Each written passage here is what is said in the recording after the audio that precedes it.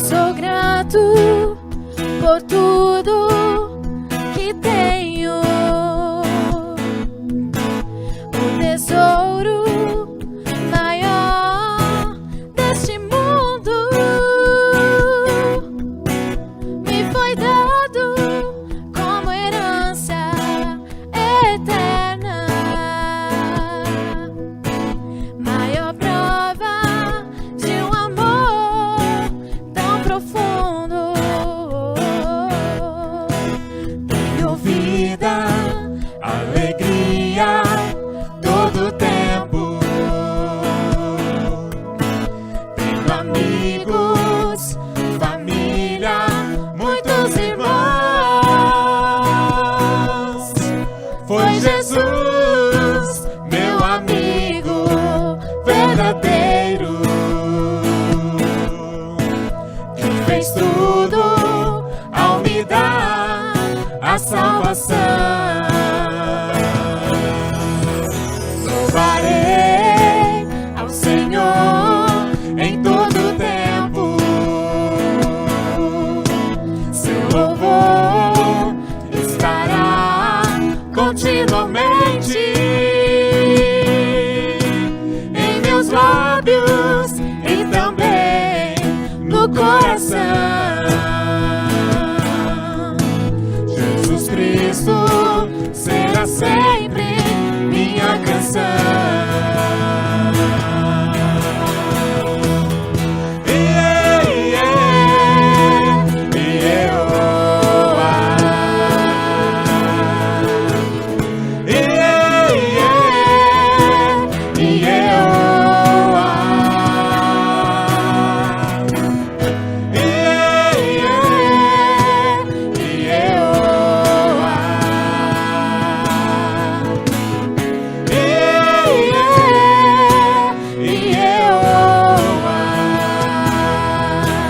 Eu sou grato por tudo que tenho. O tesouro maior desse mundo me foi dado como herança eterna. Maior prova de um amor tão profundo. Tenho vida, alegria todo tempo. Tenho amigos, família, muitos irmãos. Foi Jesus, meu amigo verdadeiro, que fez tudo ao me dar a salvação. Louvarei ao Senhor em todo tempo. Seu louvor estará continuamente em meus lábios e também no coração. Jesus Cristo será sempre minha canção.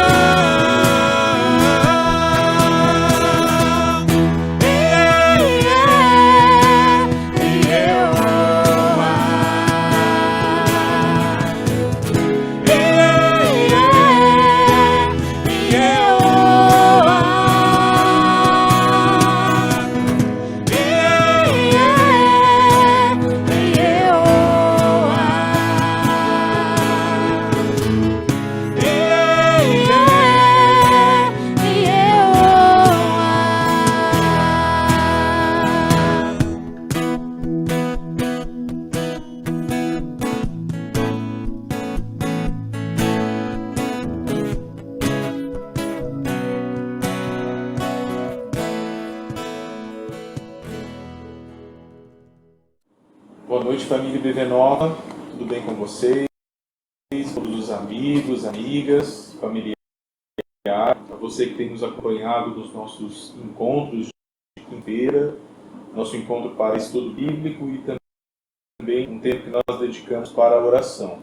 Quero convidar você a entrar, a interagir conosco através de convida as pessoas aí na sua casa, envie o link para pessoas próximas a você, com quem você quer compartilhar esse tempo e esse momento de reflexão, de adoração também ao nosso Deus, mas também um tempo que queremos consagrar e dedicar em oração. Vamos esse momento de culto, nesta quinta-feira, quero convidar você para orarmos juntos. Eu ando, mas eu gostaria de convidar que você aí em sua casa ou na atividade que você estiver fazendo agora, se você pode dedicar um tempo em oração, que você esteja orando a mente comigo, depois juntos vamos adorar ao Senhor e após a nossa adoração nós vamos refletir um pouco a palavra de Deus. Oremos. Deus, nosso Pai eterno, nós te damos graças ao Senhor por dia, obrigado pelo teu cuidado, obrigado, Deus, pela presença do Senhor, ó Deus, em nós e entre nós, presença essa santa, pura, presença protetora, presença salvadora, ó Deus bendito. Nós somos imensamente gratos por podermos entrar em sua presença, no nome e pelos méritos de Cristo Jesus, nosso Salvador.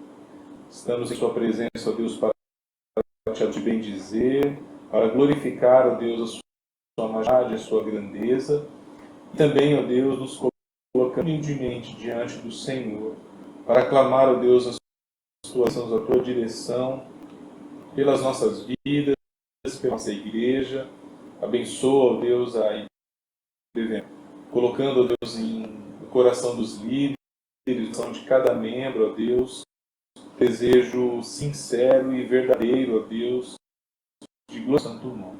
Visita os lares, ó Deus, que compõem essa comunidade. Abençoe as famílias. Sustenta, Deus, a todas estas famílias nas suas lutas, nas suas adversidades. Dá, ó Deus, sabedoria nas decisões. Dá, Senhor, refrigério nos momentos de dor. Apresenta, ó Deus, o teu consolo para os entristecidos. Que o teu Deus e o encorajamento do Senhor também nos alcance e alcance os nossos lares, ó Deus, não somente hoje, todos os dias da nossa vida. Nos dê sabedoria da tua direção, nos dê do conforto e do consolo do Senhor. Abençoa, Deus, aqueles que estão enfermos, familiares, amigos, membros, ó Deus, da nossa igreja, que estão cuidando, ó Deus, da sua saúde. Pedimos, ó Deus, que a tua mão poderosa, ó Deus, esteja cuidando, alcançando a todos. E recebe, ó Deus, nesse tempo especial, o nosso louvor, a adoração, a alegria, Deus, do nosso coração em sua presença. É a nossa oração e eu em nome de Jesus. Amém. Nós vamos juntos adorar ao Senhor. Como é bom poder adorar a Deus, né? Cantar louvores, bendizer o seu nome, nos darmos e quebrantarmos o nosso coração na presença de Deus através da oração, através da adoração. Mas eu quero te convidar agora para também adorar o nosso Deus estudando a sua palavra. E para te convidar a abrir mais uma vez na carta de Filipenses, vamos iniciar o capítulo 2, e eu quero ler os dois primeiros versos do capítulo 2. Filipenses 2, versos 1 e 2 nos diz assim: Portanto, se há em Cristo alguma motivação, alguma exortação de amor, alguma espírito, alguma profunda afeição, completem a minha alegria, tendo o mesmo modo de pensar, o mesmo amor, espírito e uma só atitude. Nós estudamos a carta de Filipenses e nós chegamos nesse trecho da carta que nós estamos iniciando hoje. A maioria dos comentaristas e estudiosos tem como fundamento a verdade central do capítulo 2, ensino a respeito da humildade. E ensino, ele toma por base o exemplo do próprio Cristo. Os mais lindos que nós encontramos nas Escrituras, escrito pelo apóstolo Paulo à igreja a quem ele amava. Mas como nós já dissemos também várias vezes, a carta em si, toda a carta, ela é chamada de alegria. Há muitas expressões, ora por realizações, ora por bênçãos, ou como uma expressão de ânimo, de motivação e de regozijo. O apóstolo Paulo, ele compartilhava a sua alegria e convidava aquela comunidade a caminhar com ele e a enxergar os valores que ele também enxergava. E nesse trecho ele fala um pouco disso, dessa ideia de completar a alegria. E pensarmos nesse valor da humildade, eu gostaria de, olhando para esse texto, para esses 2 versos, tem uma outra marca que é fundamental em uma igreja, especialmente falando na igreja do Senhor Jesus Cristo. Não a igreja com um pensamento denominacional, mas já com a visão universal, a grande igreja, a heresia, aquela chamada para fora, a comunidade daqueles que confessam a Jesus Cristo como Senhor de suas vidas. E uma dessas marcas é a unidade. Há um pensamento aqui que o apóstolo Paulo estava convidando aquela igreja em Filipos. O convite se estende a cada um de nós de vivermos em unidade. E eu gostaria então de pensar com você sobre alguns aspectos que nós precisamos compreender, que nós precisamos entender sobre a unidade de uma igreja ou da igreja de Cristo Jesus. Então, o primeiro que eu gostaria de citar para você é que a igreja é um organismo vivo, regido por uma cabeça vivificante que é Cristo. Então, quando você olha ali para o comecinho do texto, ele diz, portanto, se há em Cristo alguma mudança, se há em Cristo em algumas versões, a palavra é encorajamento. A palavra original usada por Paulo é paráclesis. Mesma raiz da palavra paráclito, que Jesus usou ao ensinar os seus discípulos a respeito do Espírito, da ação do Espírito Santo, essa ação consoladora e encorajadora. O paráclito é que anda ao lado, que está ao lado. Então, como igreja, e entendendo igreja como por Cristo, entendendo que igreja somos nós, eu e você, igreja. A igreja não é o prédio físico, nós nos reunimos em um templo, em um espaço físico, mas nós. E Cristo disse que Ele edifica a sua igreja. E aí quando Cristo fala sobre a sua igreja, ela está fundamentada na sua própria pessoa, no seu ensino e nas suas conquistas para cada um de nós. Isso que a igreja é este organismo vivo. Ela está em Cristo, ela está ligada a Jesus. Outro aspecto da unidade é que o papel de Cristo como cabeça, ele não pode ser delegado a um membro do corpo, que é a igreja.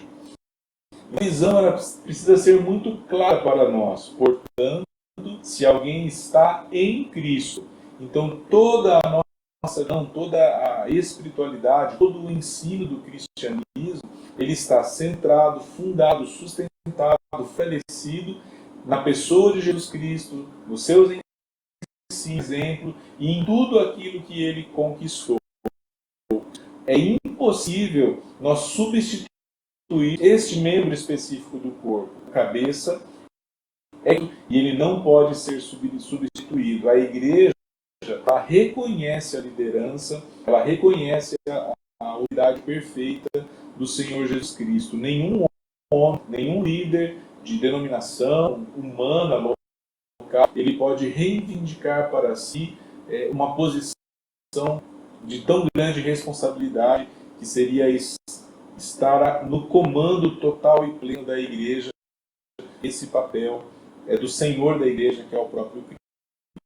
Um outro aspecto da unidade que nós precisamos compreender é que Cristo ele se relaciona pessoalmente com cada membro do corpo, com cada membro da igreja. E aí a ideia que o apóstolo Paulo nos apresenta no verso 1, quando ele fala sobre essa comunhão, o valor da comunhão no Espírito. Algumas versões dizem a comunhão do Espírito. A ideia de a palavra comunhão aqui vem no grego koinonia, e ela significa parceria entre pessoas. Ela é uma linguagem de negócios. É interessante isso, né? Ela era uma palavra usada para parceiros de negócios envolvidos em um empreendimento, né? Num empreendedorismo.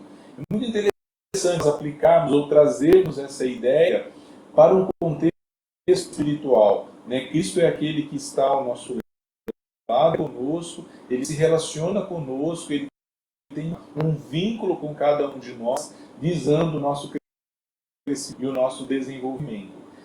Nós sabemos que as disciplinas espirituais básicas, elas são fundamentais para que esse relacionamento ele possa fluir de forma mais natural, orgânica. E essas disciplinas, nós citando nesse exato momento, nós já oramos, nós já celebramos a Deus através de uma canção, agora nós estamos estudando as Escrituras. Talvez você aí o hábito de, à medida que lê o texto bíblico, você faz grifo, você faz as suas anotações, você talvez de notas no seu smartphone, no seu tablet, no seu computador, onde você escreve ali quais são as reflexões do seu coração, e isso tudo ele vai compondo essa comunhão no Espírito que eu e você temos com Cristo Jesus. E toda essa experiência é fundamental para a unidade da igreja.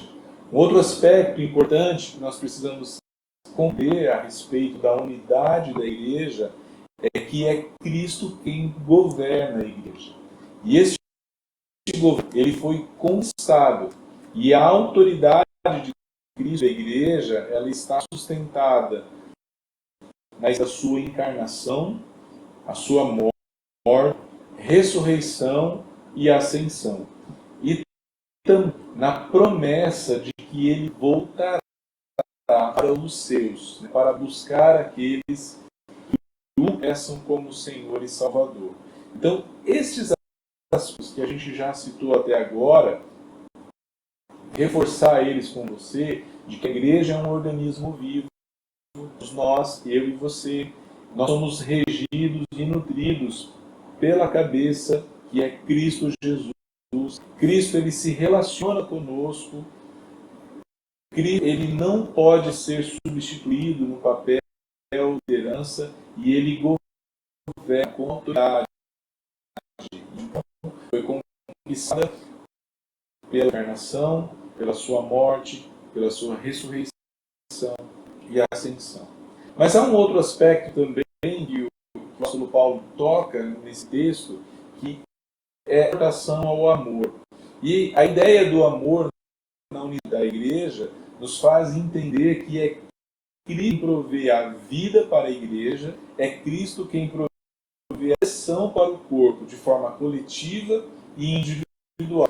Então Cristo, no exercício da sua soberania, como mestre, salvador, o cabeça do corpo, ele provê vida para a igreja. E ele mesmo diz, né, eu vim para que tenham vida e a tenham em abundância. Então esta exortação, esse convite o amor que provém da pessoa de Deus para nós, ele promoverá a vida nos nossos relacionamentos, a restauração da nossa própria vida, também direção para as nossas vidas como comunidade, como igreja coletiva e individualmente falando. Nós precisamos entender que as fontes inesgotáveis de amor, de sabedoria, de motivações justas, como nós já estudamos no primeiro capítulo, de bênçãos espirituais, de compaixão e graça, todas as fontes inesgotáveis, elas existem em Jesus. Em Jesus nós podemos encontrar toda a riqueza e toda a direção que precisamos. Outro aspecto da unidade que é muito importante é que a unidade entre os membros, ela se fortalece à medida em que cada um se identifica mais e mais com Cristo.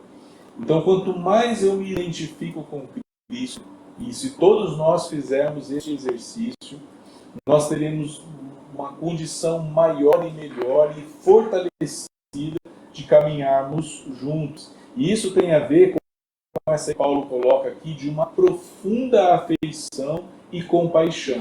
Então, quanto mais eu me aproximo de Cristo, mais eu estudo a sua palavra, quanto mais eu obedeço, mais eu desejo viver as experiências que Cristo deseja que eu individualmente e coletivamente como igreja. E aí então eu consigo explorar toda a riqueza do Evangelho na minha caminhada cristã.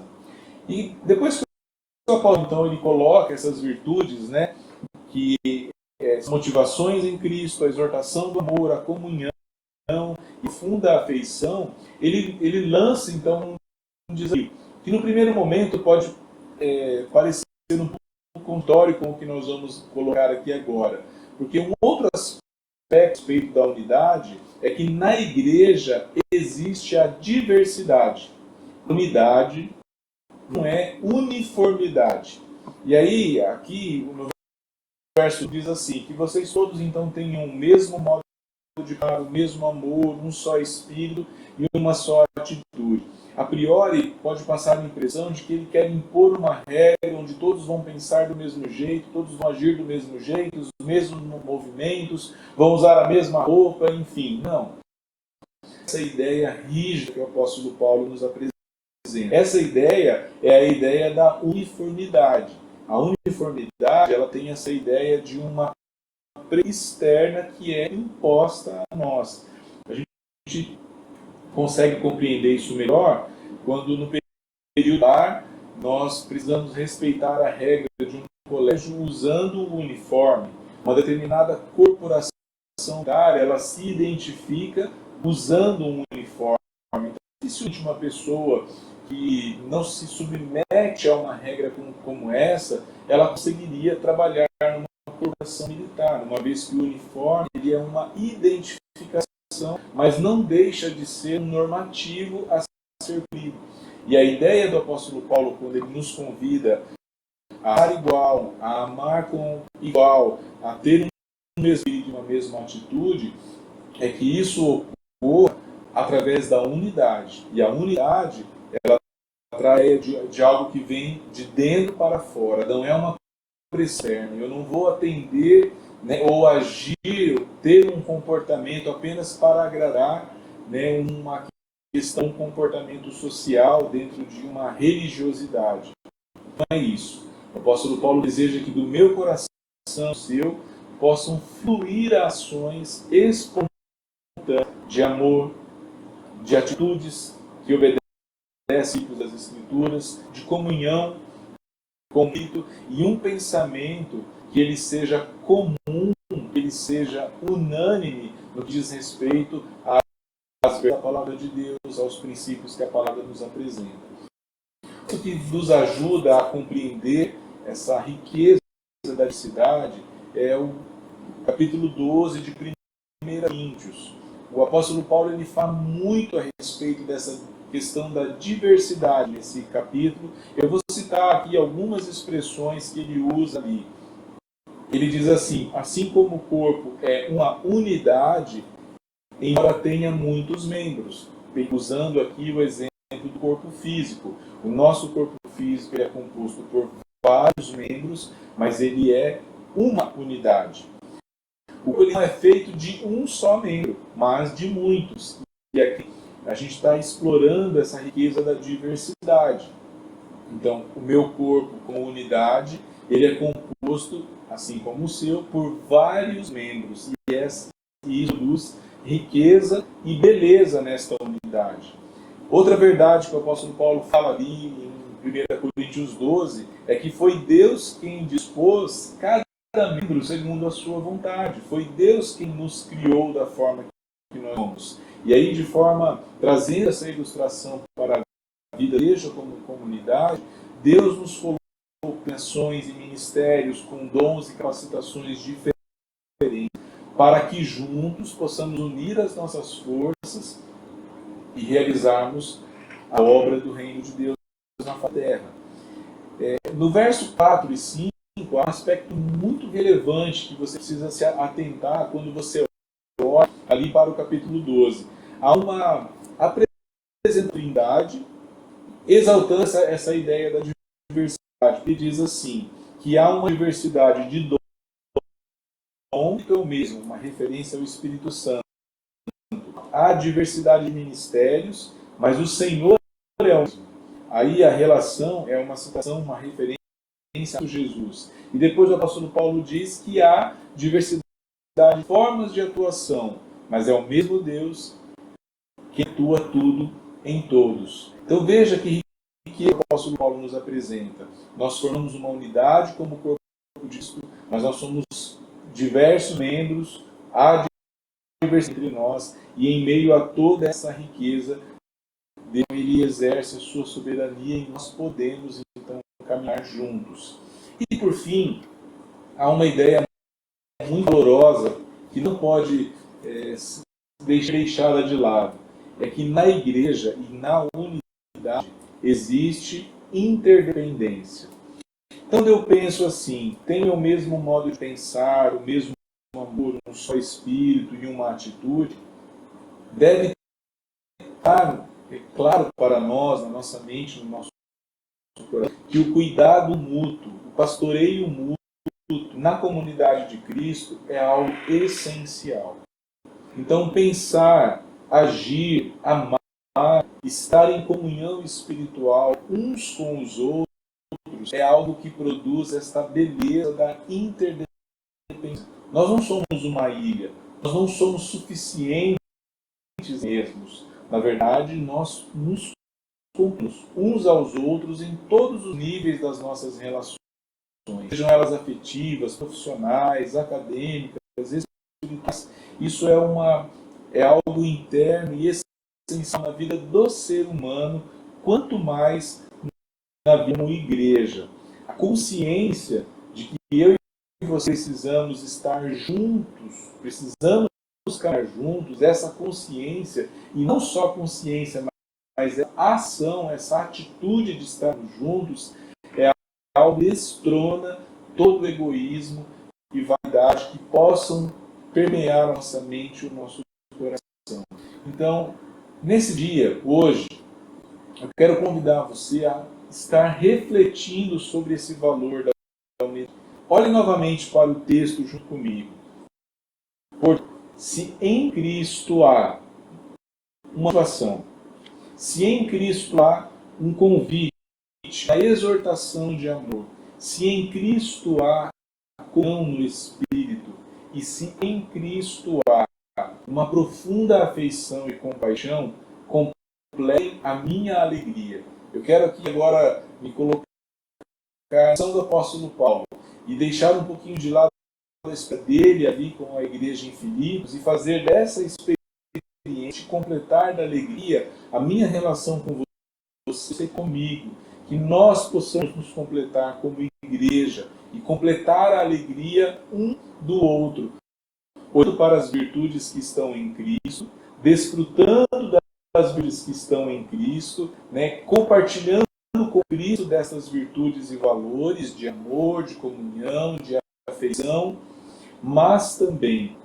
dividindo uns com os outros propósitos iguais. Então, que eu e você sejamos capazes de deixar de lado verdades, de deixar de lado preconceitos que podem impedir, por alguma razão, míope até, a nossa caminhada, e que a gente consiga olhar para o convite que o apóstolo Paulo nos faz nesse texto. Que pensar ele seja comum, nosso pensar a respeito das verdades do Evangelho e dos ensinos bíblicos, eles tenham uma unanimidade, um foco essencial, que o nosso amor seja abnegado, ele seja incondicional, ele não seja egoísta, ele seja um amor de entrega, que ele seja verdadeiro, que a nossa comunhão espiritual ela seja algo que realmente produza em nós alegria, satisfação, contentamento. Não só a nossa comunhão espiritual com Deus em Cristo Jesus, mas a nossa comunhão uns com o espiritual, que a gente saiba valorizar, que a gente deseje estar juntos, caminhando e adorando ao nosso Deus. E por fim, as nossas atitudes, as nossas ações, elas possam sempre glorificar a Deus.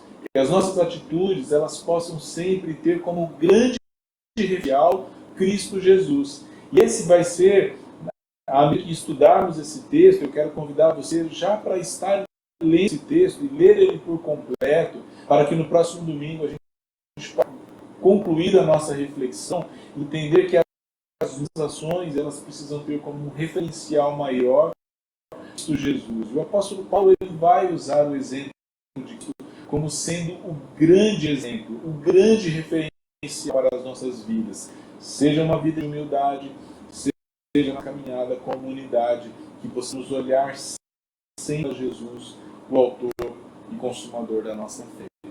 Caminhamos juntos, que a nossa união ela seja realmente espontânea, ela possa fluir do nosso coração, nossa experiência com Cristo, para que nós possamos alcançar os propósitos que glorifiquem a Deus, mas também produzir na nossa relação com a igreja alegria. Essa era a expectativa do apóstolo Paulo. Ele já vivia o gozo do Senhor, ele já estava regozijando no Senhor, ele já havia apresentado muitos motivos de alegria que nós já estudamos até esse momento.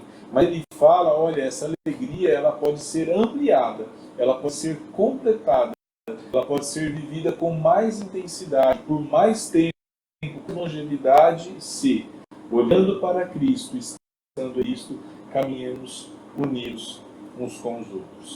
Que Deus o abençoe, que você possa guardar essa palavra, essa reflexão em seu coração, e não apenas guardá-la, mas para em prática. Exerça ações que possam promover a unidade no corpo de Cristo. Até breve.